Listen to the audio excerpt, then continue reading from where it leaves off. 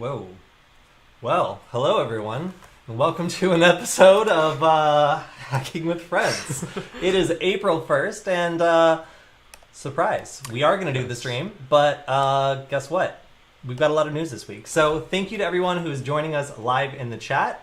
We are going to cover a couple pieces of news that you might not believe, but you should, because, it's just another typical streaming news show. Yep. All right, Alex, what have you been working on this week, by the way? So the Wi-Fi Nugget stuff per usual, but some cool features that we added to the Wi-Fi Nugget. We've been working on porting various operating systems to it. So one of the ones I've been working with recently, and one that a lot of you guys might have heard of, is Kali Linux. Yeah, Kali Linux. Yeah, so we actually figured out that with a simple modification, you can just slap on an SD card reader, and if you just flash over I think it's the ISO file that you can download from the Kali Linux page, you can just plug that directly into your Wi-Fi Nugget, boots straight up, and you can get hacking. Yeah, sounds great. So it turns out that you can actually run Kali Linux on pretty much any microcontroller. The problem was we didn't have an SD card reader. So great, silly we didn't think of that. Great to finally get around that curve, because these little microcontrollers have been trying for a long time to be able to do more, and frankly it's been a little frustrating.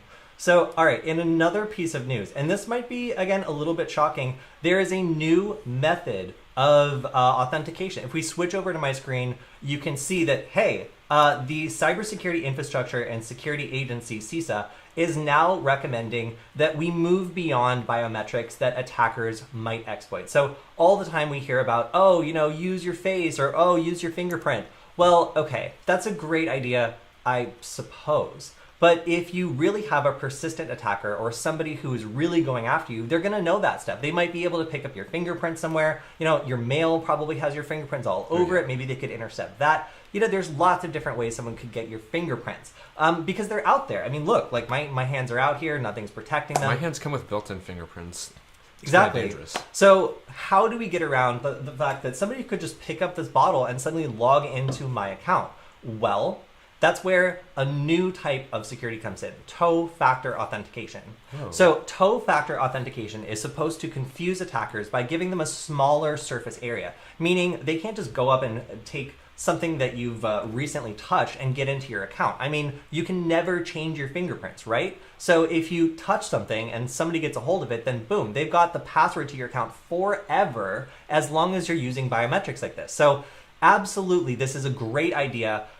If your organization is considering enabling toe factor authentication, there's some great resources here. You can see a great explainer on why toe factor authentication is something that you should invest in, because frankly, if you don't have something like this enabled, it's very likely somebody's going to get a piece of your mail, a glass you leave over, and then have continuous access to your two-factor account. So toe factor is really where the future is, and we decided to arrange a little bit of a demo today.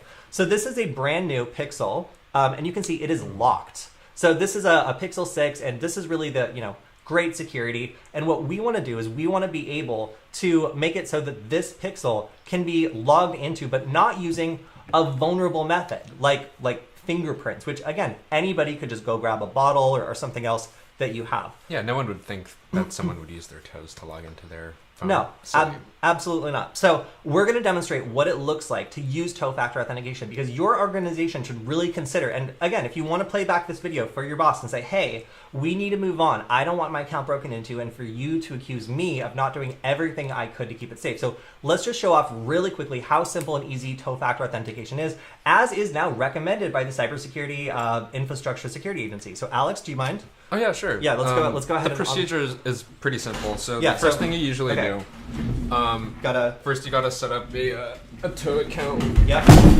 Okay. All right. Okay. So first you take your shoe off. Shoes off. Like so. Yep. Good. And then the first step, you have to remove this extra layer of security here, which is called the sock. Yeah, that keeps it so attackers can't get like a clear print. So you need to keep socks on pretty much all the time if you're going to use this method, because otherwise you could leave prints somewhere. If you've ever heard of SSL, it's sort of like the secure sock layer. You need to disable that in order to log into your account. All right, and bring it up. So after you've removed the sock, then you need to line it up with the reader. You might need a friend for this, and then boom, unlocked. There we go. Congratulations. All right, so you can see it is very simple and oddly intimate to use the toe factor authentication. Although, as you can see, you might need like an adapter to put on the wall so you can get your foot up there. Or you might even consider just sliding it into your shoe if you have a shoe that has like a port for your big toe. We were using the big toe in this particular example, but obviously that's the toe that an attacker might choose. I would say it's probably the most popular toe. So if you want to, be a little bit different, I would choose maybe like a middle toe, maybe like the equivalent of like your ring finger toe or whatever. I think that's about right. Yeah, and that's how I would interpret this cybersecurity infrastructure agency update. So really good to know that there are new ways out there for you to log into your devices. It's been so long since something new came along. I just wanted to shout that out because it seems like a great way for you guys to get started using a higher level of security. Definitely bring this up to your bosses today because I think it would be a good start to getting everybody on the same page for a higher level of security across the board. Oh yeah, this is a great step up from two-factor. And of course, one thing to keep in mind is if you don't want people like picking up your like fingerprints or like toe prints or stuff like that, having SSL, secure sock layer enabled, make sure that your toe prints don't touch anything or get contaminated or whatnot. You don't want that to happen. Absolutely, absolutely. All right, so moving on from there, let's talk about the other research I've been doing. So, all right, this week I have been doing more QR code research. If you look over on my screen, you can see our precious Wi-Fi Nugget now displaying 2 different QR codes, which will just contact FaceTime/email Tim Cook. Somebody on our last stream saw this and asked me for the actual layout of how all these data formats work. So if you want to make your own custom QR codes that do things on other people's screens, I just wanted to shout this out. This is the best repository of different barcode formats I've seen, and you can see you can create a URL which launches. You can pre-format an email. What I found that's kind of interesting is you can BCC someone on the email, so you can send a copy and encode that in the QR code, which is pretty crazy. And you can even pre-format the entire email, so the user just has to press send, and it'll send everything to a pre-formatted user, to a pre-formatted BCC, CC, all that stuff. It's really crazy all the data you can encode. You can have it call a phone number. You can have it encode a V card, which is like a contact information. So you can add addresses, nicknames, like all this other weird stuff. And then you can also initiate a text message, and you can pre-format it the same way you can do the email address. So you can have a QR code that when you tap it, opens up a text message that already has like a subject and a body, which is really interesting. And I didn't know you could do that. And then of course you can also do FaceTime audio, FaceTime video, or SMS. And then I also found out... Wait, that's a built-in supported protocol from QR codes? Yeah, that's cool. It is. Oh, or rather, Apple supports it. So when it reads it on an iPhone, our friend read this and it immediately tried to FaceTime Tim Cook. Or just timcook@apple.com. You can encode maps and geographic information. So if you want to tell someone to go to a specific point, it'll open it up in their mapping application of choice, which I thought was super cool. You can add calendar events. So if you want to have like something happen and put like a mysterious QR code, and then when people scan it, it adds an event to their calendar. That's kind of interesting. So there's lots of different ways you can work with this. Some of them's platform specific, like this for the Google Play Store. But I found this to be really cool because I could customize the way that people's devices reacted to a QR code. And for me, as a researcher working on QR code stuff, that was really cool. Okay, so that's what I've been working on. Let's jump into some more news today. And probably the most disturbing piece is that Apple and Meta were giving data to hackers who were masquerading as law enforcement. Now, this kind of these sorts of data requests happens all the time when there's an account that might have been involved in like a serious crime, and law enforcement will submit a request to these companies attempting to get information about the users involved. They might want to know about like the location of the users, the IP address, where different accounts that were associated. All this information helps them in their investigation, and there's a specific process that these agencies go through every single time that works generally pretty smoothly because of the volume of these requests and how many these companies have to fulfill. The downside to that is it's apparently somewhat easy to slip in like fake traffic to the system, and provided that you compromise some law enforcement accounts, which apparently is not that difficult, it's possible to submit requests that look so real that it's very difficult for these companies to be able to figure out whether or not they're real. So in this case, Apple and Meta were just given some requests that were asking for information about specific users, and they complied with those requests because these were emergency data requests. So usually when you have a request that's asking a lot about a user, it will have to have a signed warrant or some other thing that goes before a judge. But there's a special type of request called an emergency data request. And these are requests that are granted very quickly and kind of with less scrutiny because usually from a law enforcement account, this would mean it's a time-critical investigation and there's like a really pressing reason why they need this data. So because these requests were forged by hackers who had compromised legitimate accounts of law enforcement representatives, this is something that was very difficult to detect. And it's kind of just creepy to know how easy it was for these hackers to, once they got access to those accounts, turn around and submit legitimate looking requests to all of the different, against all the different people they wanted to begin tracking. So that gave them the ability to get the same kind of information that you would expect to get from a law enforcement agency. They could get all sorts of personal identifying information about a specific account that might otherwise be anonymous, and there might not be any data that a public user could get.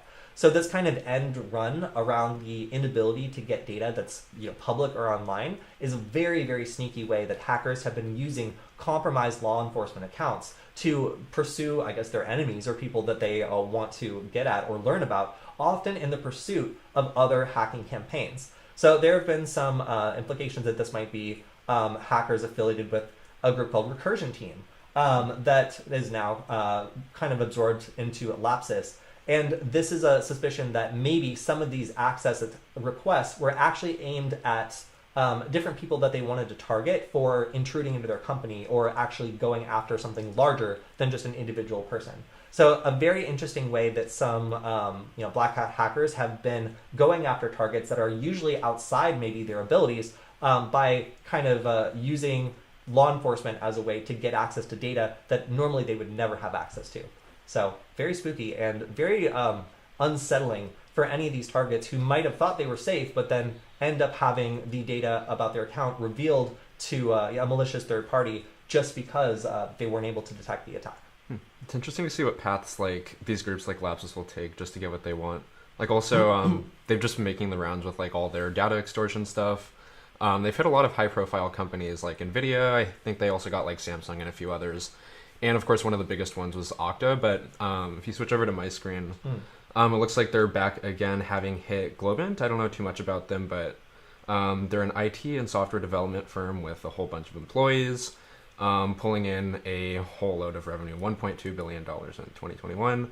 But Lapsus has hit them again, or rather, they've hit another company again, this time being Globant. And it's not exactly clear like what they want out of this group, but it's just interesting to see like their intent with like data extortion, and also the fact that they're again trying to like inadvertently like open source code for this company after having gained access to get what they want.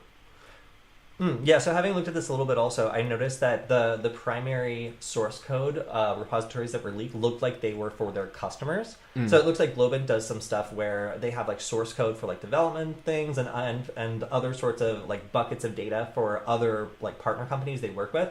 And it looks like some of the data that was stolen here actually belongs to those customers, which obviously is going to upset them a bit.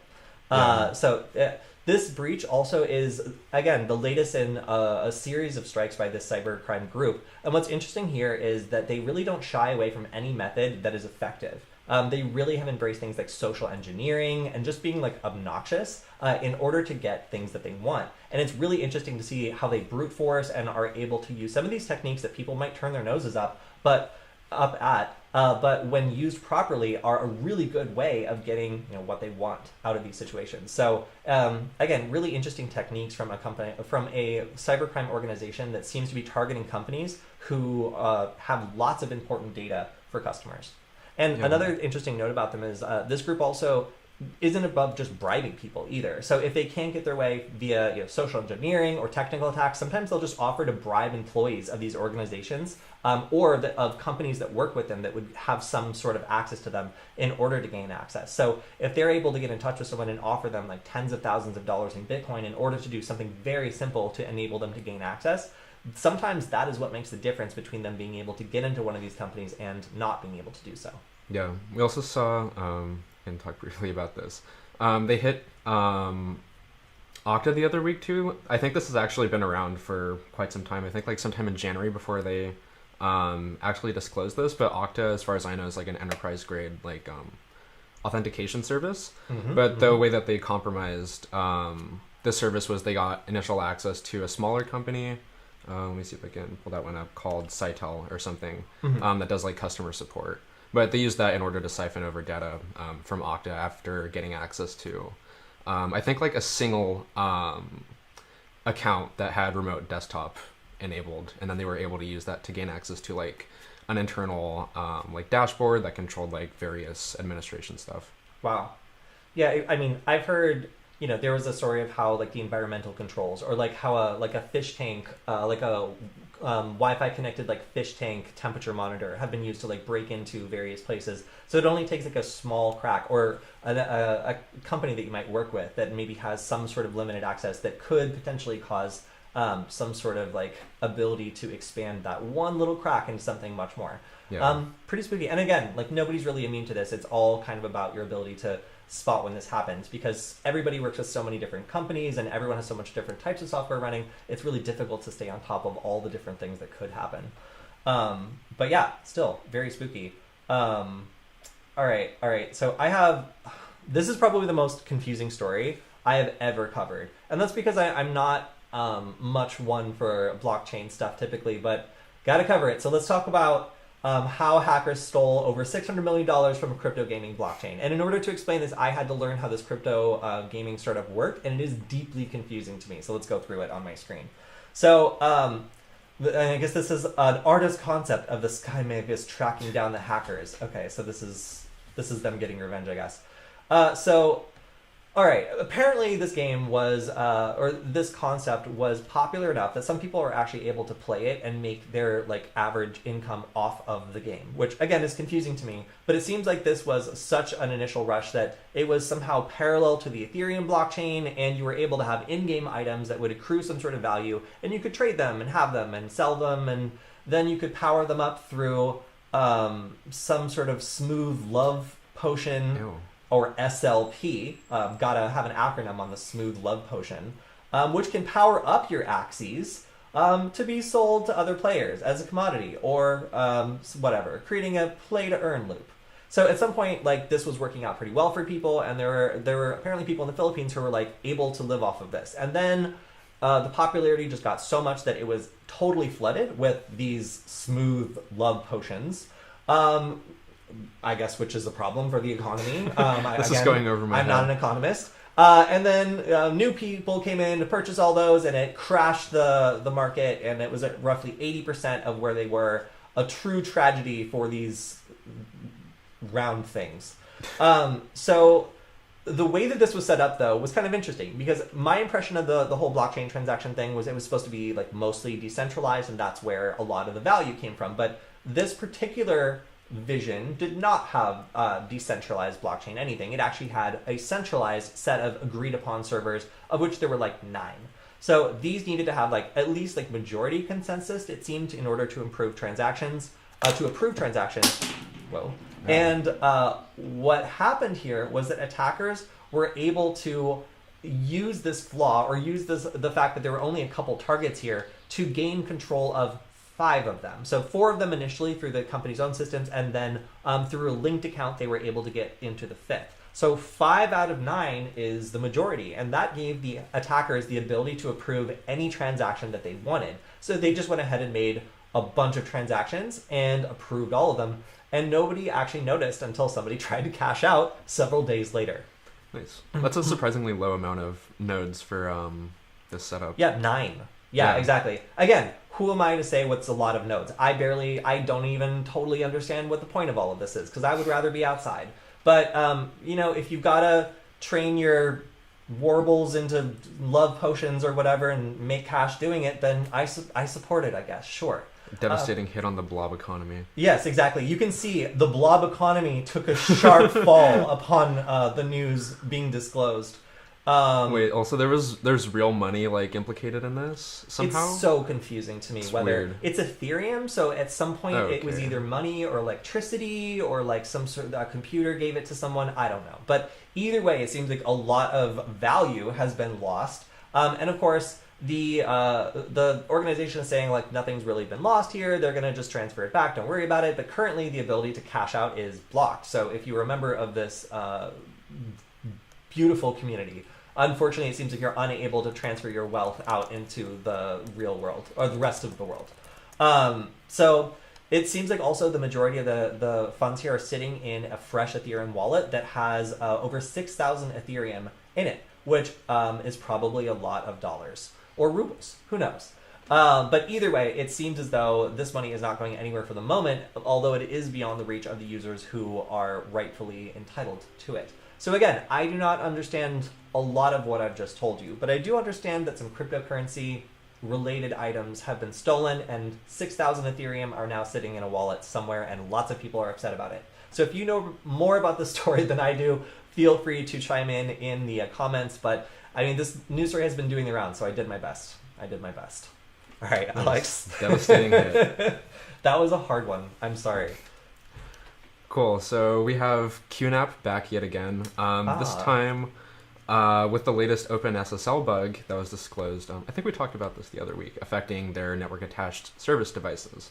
So we've talked about QNAP before. They basically just offer a service where I think you can like rent like network-attached service devices or stuff like that. But this time they disclosed a vulnerability where their devices can be DDoS due to this vulnerability. And I think this is the one where there's some sort of flaw with how certain devices handle elliptical curve cryptography. And there's like a certain like JavaScript function or something like that that parses like the keys used in this form of cryptography that just crashes and causes like an infinite denial of service loop. But yeah, QNAP reports that their devices are vulnerable to this exploit, and as far as they're aware, it's only limited to denial of service. So there's nothing else like privilege escalation or anything else involved. But they said it's still a problem that they're working on fixing. I would love to not hear them. Yeah, it makes me wonder if they just have like good bug disclosure or if they're just like extremely vulnerable. Maybe their bug disclosure is just excellent. Yeah, we'll go with that. I feel like other companies should be like as open about like their problems as QNAP. Yeah, definitely. I mean, it's fair to customers for sure. All right, so over on my screen, we can see kind of what everyone has been worrying about. And this is that there are several federal agencies that are alleging that Russian hackers have been profiling infrastructure, and this infrastructure is specifically refineries. Now, with everything going on around energy, of course it makes sense that refineries are a very sensitive topic, as the current state of energy in Europe is a giant cause for concern for European companies who might not have the energy they need to do all sorts of things. So with these refineries now representing a very, very critical target, it's no surprise that Russian actors have been found to be profiling this in the same way that they were going after Saudi Arabian refineries a couple of years ago. Now, in these previous attacks, it looks like these state-linked actors were not just doing reconnaissance, they were actually stepping up to causing disruptions and loading potentially destructive malware onto the systems that they were targeting. So it looks like the same people who were behind this initially, who is this guy, we're now attempting to do the same by going after different US-based refineries in order to cause disruptions potentially or otherwise load destructive malware. Now, how were we actually able to find this out? It seems weird that they were so specifically able to identify this group as being the ones behind profiling these different refineries. Well, it turns out that this group was using an IP address that was well known and being tracked in order to download the files from the US Department of Energy's website. So because the US Department of Energy saw a bunch of files for refineries being downloaded by a known threat actor, it kind of occurred to them that perhaps this threat actor may soon be targeting refineries, especially because the specific hacking group is well known to go after electrical utilities and refineries and has done so in the past. So with the current state of affairs and political climate, it definitely makes sense that refineries would be a very vulnerable target. But it looks like the government is taking the extra step of naming the people behind this group in order to let them know that they've effectively been put on notice for being detected attempting to break into these sources of critical energy at a time where energy is at a premium and Russia is attempting to get, I believe, the European Union to pay for energy in rubles, which they don't want to do. any disruption in refineries would obviously put further pressure on the situation. So this makes a lot of sense right now that if you work in IT at a refinery, it might be time to do some patching and make sure that everything is fully shored up, because it is a bad time to be a computer at a refinery if you're connected to the internet. And then in a story with not very many details, you probably want to update Chrome. So they're not releasing very many details on this vulnerability right now until it says the majority of users are updated with a fix. But this has already been used in the wild. So there are already people exploiting this bug in Chrome, and it's so bad that they don't want to tell us what it is.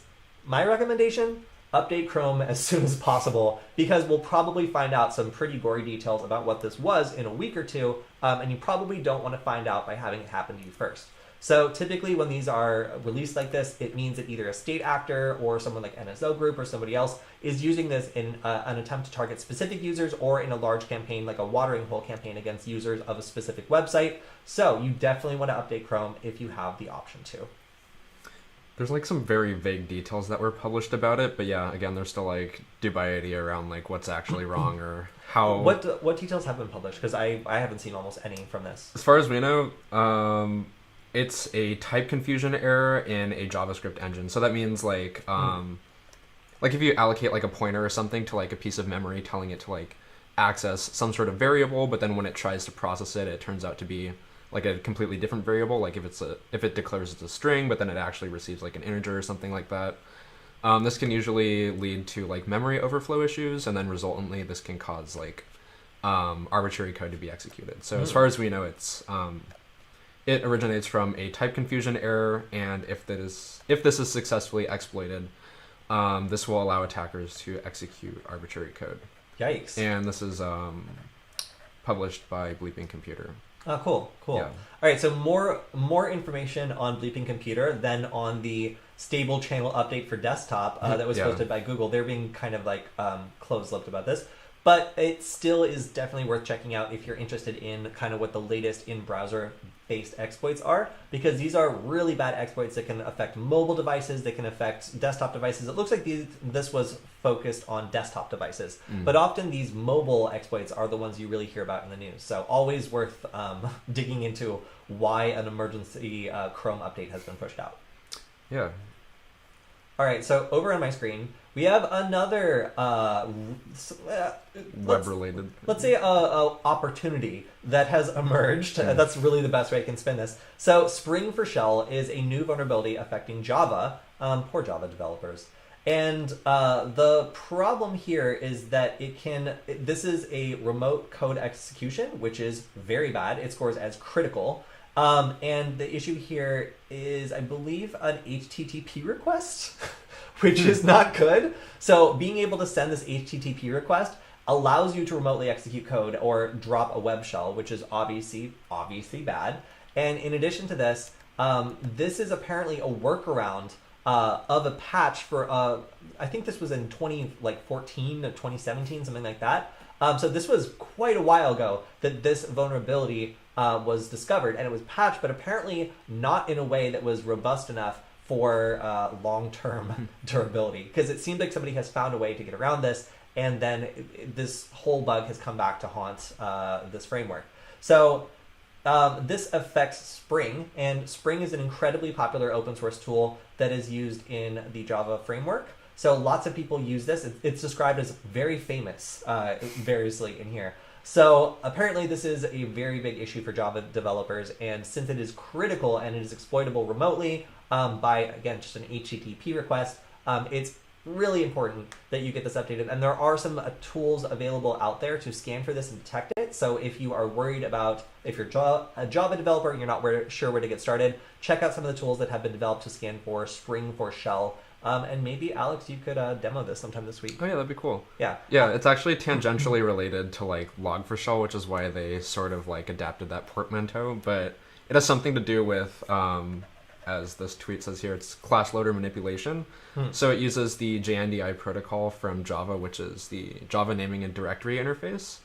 And essentially what that does is it allows you to download, like, a Java class from like an external like website link or like source or something like that, load it into your program, and then run that class. So I would presume it has something to do with like arbitrary code execution from that, which is also the same issue we saw with like Log4j. Yikes. Yeah. Okay, well that's, I mean, if you guys all enjoyed Log4j, then get ready for Spring for Shell. Yep. So yeah, maybe if you're interested, maybe once a proof of concept comes out, Alex can demonstrate it the same way he did with the Log4Shell, because that was a lot of fun. Yeah. Cool. All right, so this one is sticky. So over on my screen, we have the story of Ubiquiti suing a journalist, but not just any journalist. My favorite journalist, Brian Krebs. So I say that facetiously because originally Brian Krebs lost some credibility by not doxing, but revealing the identity of a researcher he was in an online argument with, which many hackers did not appreciate. But now lots of hackers are kind of coming to his aid, because in this case it seems like he very carefully worded something to protect the identity of a source. And while not saying anything technically untrue, he got himself sued by Ubiquiti for defamation. So this is a very delicate position for both parties to be in, mostly because Ubiquiti lost a ton of money on the stock market as soon as this was revealed, or at least as soon as Brian Krebs' article came out and the market reacted. That was a drop by $4 billion, at least their own lawsuit alleges. So the real crux of this was whether or not Brian Krebs was being deceptive when he said that this breach was actually much worse than it seemed to be, or that they had disclosed. And judging by what I've seen kind of floating around in the conversation around this, Brian chose his words very, very carefully here. And Ubiquiti really did only do the bare bones technical amount of disclosure necessary to let customers know that something had happened, without really getting into the gory details of what had occurred. So once customers found out all the extent of this, they were noticeably upset to the tune of about $4 billion. And that's where Ubiquiti started looking for someone to blame. Now, that is a subject of much debate in the hacker community at the moment, because the exact statement was this. In January, technology vendor Ubiquiti disclosed a breach at a third-party cloud provider, had exposed customer credentials in March 2021, notably not 2022.